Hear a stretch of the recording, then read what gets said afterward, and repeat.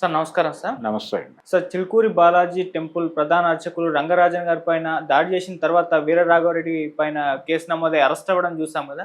అయితే వీరరాఘవరెడ్డికి సంబంధించిన రిమాండ్ రిపోర్ట్‌ని ఇప్పుడు పోలీసులు లీక్ చేశారు అంటే రిలీజ్ చేశారని చెప్పేసి చెప్తుండ్రు. సంచలన విషయాలు బయటపడ్డాయని కూడా అంటున్నారు. మరి రిమాండ్ రిపోర్ట్ ఏ విధంగా ఉంది? దాన్ని చూస్తే మీకేమర్థం అవుతుంది? రిమాండ్ రిపోర్ట్ లీకేజ్ కాదండి. అది కోర్టుకు సమర్పిస్తారు. కోర్టు నుంచి ఎవరైనా పొందవచ్చు, ఓకే, చదువుకోవచ్చు. లాయర్ దగ్గరికి వెళ్తే వారే చెప్తారు ఏముంది అనేది. సో రిమాండ్ రిపోర్ట్లో ఆయనకి గతంలో నేర చరిత్ర ఉంది అనేది ఎస్టాబ్లిష్ చేసే ప్రయత్నం చేశారు. కేసులు ఉన్నాయి అతని మీద. 2015లో ఉన్నాయి, 18లో ఉన్నాయి. ఒక వితండమైనటువంటి వాదనతో వెళ్ళటం అనేది ఆయన మొదటి నుంచి ఒక కార్యక్రమంగా చేస్తున్నాడు. అందులో భాగంగానే ఆయన తెలంగాణలో ఉన్నటువంటి ఆంధ్ర వాళ్ళ కోసం ఒక సంఘం పెడుతున్నాను అని ఒక ప్రకటన చేశాడు ఆ రోజుల్లో. ప్రకటన చేసి ఇది తెలంగాణ ప్రభుత్వం మీద యుద్ధంలాగా, అంటే ఏది చేసినా యుద్ధం నేపథ్యంలో చేయటం అనేది ఒక పద్ధతిగా మార్చేసుకున్నాడు ఆయన. నిజానికి ప్రతి చోట కూడా ఇప్పుడు మెడ్రాస్ ఉంది, ఇప్పుడు చెన్నై అంటున్నాం. మెడ్రాస్లో మెడ్రాస్ తెలుగు అకాడమీ అని ఒకటి ఉంది. అంటే దాని ఉద్దేశం ఏంటి? అక్కడ చెన్నైలో ఉన్నటువంటి లేదా తమిళనాడులో ఉన్నటువంటి తెలుగు వాళ్ళ కల్చరల్ వ్యవహారాల కోసం ఒక సెంటర్, అంతవరకే. దానికి తమిళనాడు ప్రభుత్వంతో ఏ రకమైనటువంటి తగాదాలు, గొడవలు, ఘర్షణలు లేవు. అట్లాంటిది ఏదైనా పెట్టుకుంటే ఓకే. ఇతను మ్యూజిక్ టీచర్ కూడా, అలాంటిది కాదు. ఇతను ఆంధ్రుల హక్కుల కోసం ఇక్కడ దెబ్బలాడతాను అని చెప్పి శ్రీకృష్ణ కమిటీ రిపోర్టు, సెక్షన్ 8 ఇలాంటివన్నీ పట్టుకొని గొడవకు దిగాడు. ఆ సందర్భంగా ఒక కేసు నమోదైంది ఆయన మీద. ఇలాంటివే గవర్నర్ మీద వ్యతిరేకంగా వెళ్ళటం, గవర్నర్ మీద నేను గవర్నర్ని ఇంపీచ్ చేస్తానంటాం, ఇలాంటి సందర్భాల్లో కేసులు నమోదయ్యాయి అతని మీద. ఇలాంటివి అతనికి కొత్త ఏం కాదు. కలెక్టర్ని అదుపులోకి తీసుకుంటున్నాను, కలెక్టర్ని అరెస్ట్ చేస్తున్నాను, మీరు వచ్చి ప్రొటెక్ట్ చేసుకోండి అని చెప్పి సిఐకి ఆయన ఫోన్ చేయటం అనేది చూసాం మనం. ఇలాంటి కార్యాచరణ ఉంది ఆయనకి. అందులో భాగంగానే ఇప్పుడు ఆర్మీ రిక్రూట్మెంట్ అంటున్నాడు ఆయన. రామరాజ్యం యాక్చువల్గా ఈయన్ని పంపించింది ఎవరని చెప్తున్నాడు ఆయన. అక్కడ వీడియోలో విన్నాం మనం.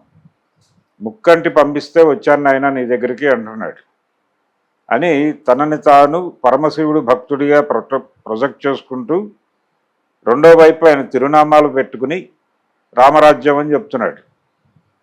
అంటే శివకేశవులకు భేదం లేదు అని చెప్పడం ఆయన ఉద్దేశమా?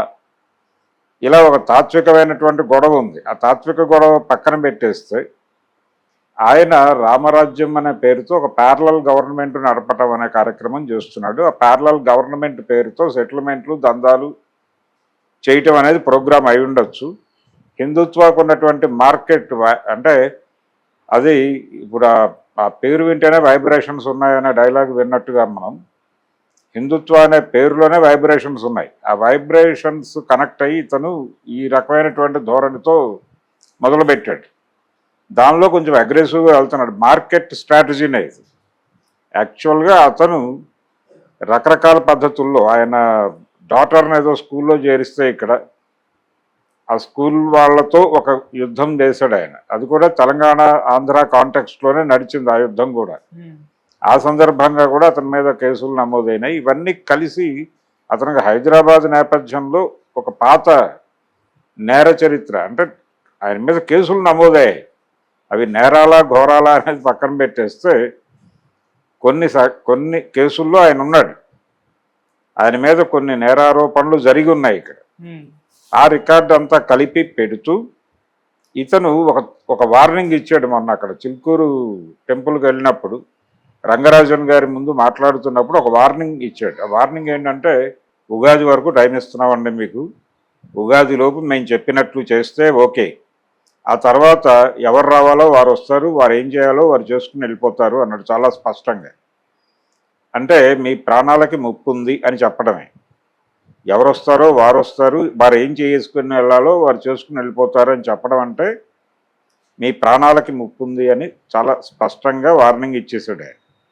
ఈ వార్నింగ్ నేపథ్యంలో అతన్ని విడిచిపెట్టద్దు, ఎట్టి పరిస్థితుల్లోనూ అతన్ని సీరియస్గా విచారించాల్సినటువంటి అవసరం ఉంది అని రంగరాజన్కి మద్దతుగా నిలబడుతున్నటువంటి హిందూ సంస్థలన్నీ కూడా మాట్లాడుతున్నాయి. సంస్థలు అని ఎందుకు అంటున్నానంటే, ఇప్పుడు హిందుత్వ ప్రమోషన్ కోసం అనేక సోషల్ మీడియా ప్లాట్ఫామ్స్ వెలిసినాయి.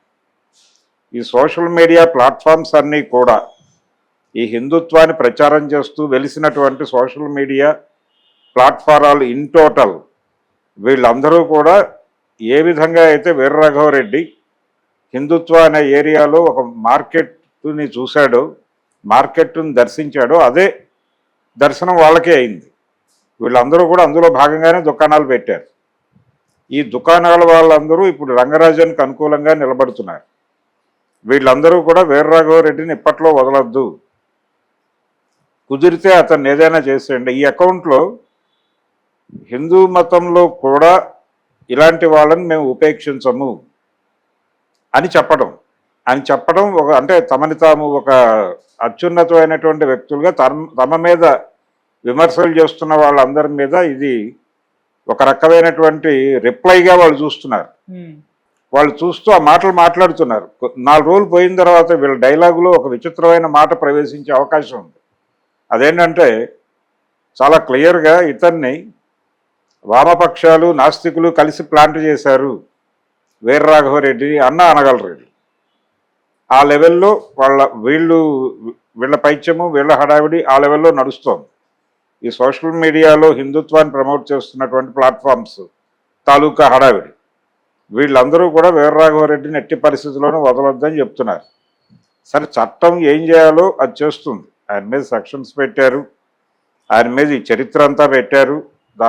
దాంతోపాటు అతను నుంచి రంగరాజన్కి థ్రెట్ ఉంది అనే విషయం కూడా వారు ప్రస్తావించారు. కాబట్టి కోర్టు దీన్ని సీరియస్గానే పట్టించుకుంటుంది. కేవలం రిమాండ్ రిపోర్ట్ మాత్రమే, ఛార్జ్ షీట్ కాదు. ఛార్జ్ షీట్ 3 నెలల లోపు పెట్టాలి, అంటే 90 రోజులు టైం. ఈ 90 రోజుల్లోపు ఛార్జ్ షీట్ పెడితే కేసు రన్ అవుతుంది, ఆయన లోపలే ఉంటాడు. ఒకవేళ 90 రోజుల్లోపు ఛార్జ్ షీట్ పెట్టకపోతే ఆయన బెయిల్కి వెళ్తాడు. ఇంకొక ఆర్గ్యుమెంట్ కూడా చేస్తున్నారు వీళ్ళు. అదేంటంటే ఆయన రంగరాజన్ గారితో మాట్లాడుతూ, నువ్వు వెళ్ళి కోర్టుల ముందు ముష్టెత్తుతావేంటి అన్నాడు ఆయన. నువ్వు వెళ్ళి కోర్టుల ముందు ముష్టెత్తడం ఏంటి, మనం యుద్ధం కదా చేయాల్సిందని మాట్లాడాడు. మరి ఇదే మాటలు నీకు వర్తిస్తాయి కదా. నువ్వు కూడా ఇప్పుడు జైల్లో ఉండి బెయిల్ కోసం పోరాటం చేయటం ఏమిటి? నువ్వు బెయిల్ కోసం పోరాటం చేయకు, నువ్వు యుద్ధం చేసి బయటికి రా అని కూడా కొంతమంది వెటకారంగా మాట్లాడుతున్నారు అతని గురించి. సరే, అతను ఏ పద్ధతిలో వస్తాడు అనేది అతని సొంత నిర్ణయం ప్రకారం నడుస్తుంది. అతను ఏం చేసినా సమర్థించుకోగలిగినటువంటి తన్ని తాను సమర్థించుకోగలిగినటువంటి జ్ఞానం ఉంది అతనికి. అతనేమి ఉన్మాదంతో చేసిన పని కాదు. చాలా వెల్ ప్లాన్డ్, వెల్ డిజైన్డ్, ఆయనకి చాలా స్పష్టమైనటువంటి ఒక ప్రోగ్రాం ఉంది. ఆ ప్రోగ్రాంలో భాగంగానే రంగరాజన్ మీద దాడి చేశాడు. ఇంకొక గొడవ జరుగుతోంది ఇక్కడ. అదేంటంటే ఇప్పుడు ఈ టెంపుల్ ఏదైతే ఉందో చిలుకూరు టెంపుల్, అది ఇప్పటిదాకా చాలామంది ఏమనుకుంటున్నారంటే అది సౌందరరాజన్ కుటుంబం ఆస్తి అనుకుంటున్నారు. చిలుకూరు బాలాజీ టెంపుల్ అనగానే రంగరాజన్ గుర్తొస్తాడు, లేకపోతే వారికంటే ముందుకి అడుగేసిన వాళ్ళకి సౌందరరాజన్ గారు కనిపిస్తారు. ఇంకొంచెం ముందుకెడితే ఆయన గోపాలకృష్ణ గారు కనిపించవచ్చు, లేదు వీళ్ళ తండ్రులు కనిపించవచ్చు. ఇది 5 తరాల నుంచి నడుస్తున్నటువంటి గుడి అనే విషయం మర్చిపోతున్నారు అందరూ. ఈ 5 తరాల క్రితం అంటే దాదాపు 200 సంవత్సరాల చరిత్ర, 200 సంవత్సరాల పైన చరిత్ర ఉంది ఈ గుడికి అని చెప్తున్నారు.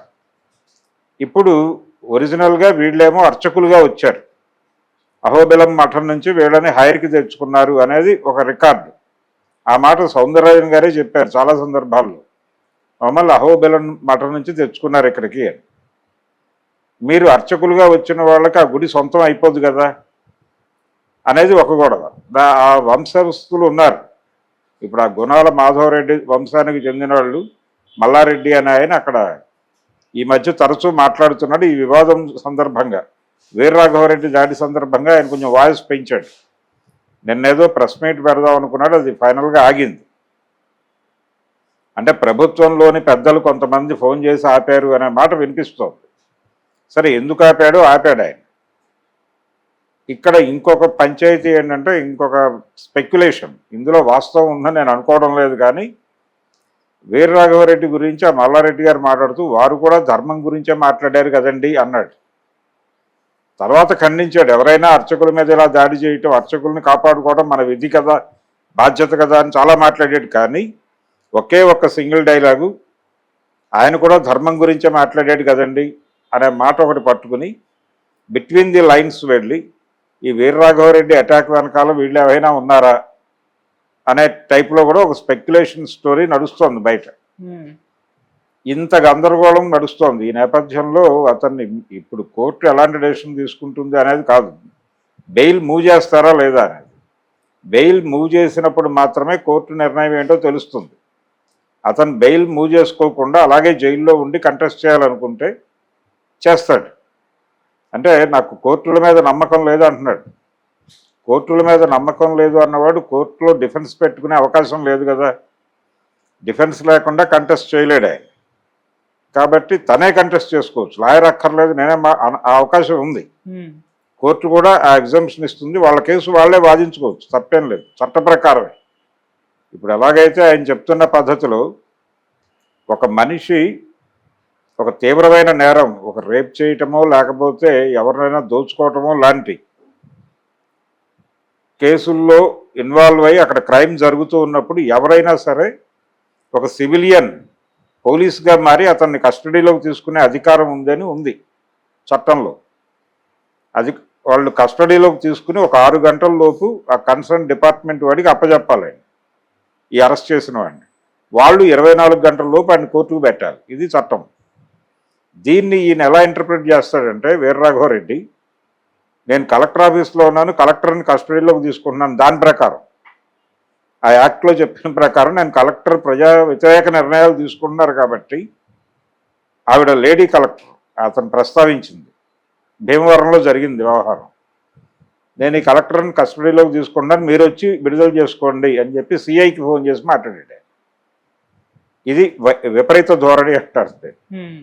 సో ఇదే విపరీత ధోరణితో వారు వ్యవహరించి నా కేసు నేనే వాదించుకుంటారని చెప్పి కోర్టులో అంటే కోర్టు అవకాశం ఇస్తుంది. దాన్ని ఆయన సద్వినియోగం చేసుకోవచ్చు, దుర్వినియోగం చేసుకోవచ్చు, అది ఆయన గొడవ. ఇప్పుడు బెయిల్ పెట్టుకుంటాడు, బెయిల్ పెట్టుకుని బెయిల్ మీద జడ్జి గారు ఏం మాట్లాడాడు అనేదే నిర్ణయం. అప్పటి వరకు ఇవన్నీ కూడా ఊరికనే మనం మాట్లాడుకునే వ్యవహారాలు. రిమాండ్ రిపోర్ట్లో కేవలం పాత చరిత్ర ఉంది అని వచ్చింది అంతే. దాని మీద ఒక న్యూస్ నడుస్తోంది. అంటే ఆ ఐటెంని లైవ్లో ఉంచడం కోసం ఉపయోగపడుతుంది తప్ప ఇది ఏ విధంగానూ ప్రపంచానికి సంబంధం లేని గొడవ. ఏది ఎఫ్ఐఆర్లో ఏముంది, రిమాండ్ రిపోర్ట్లో ఏముంది, ఎఫ్ఐఆర్ కాపీలు రిమాండ్ రిపోర్ట్ కాపీలు దొరుకుతాయి, వెళ్తాయి, కొంచెం ప్రయత్నం చేస్తే దొరుకుతాయి. దానిలో ఇది ఉంది. ఆల్రెడీ ఇవన్నీ మాట్లాడారు ఇంతకుముందే ఇవన్నీ జర్నలిస్టులు బయటకు తీసుకొచ్చి మార్కెట్లో పెట్టిన విషయాలు.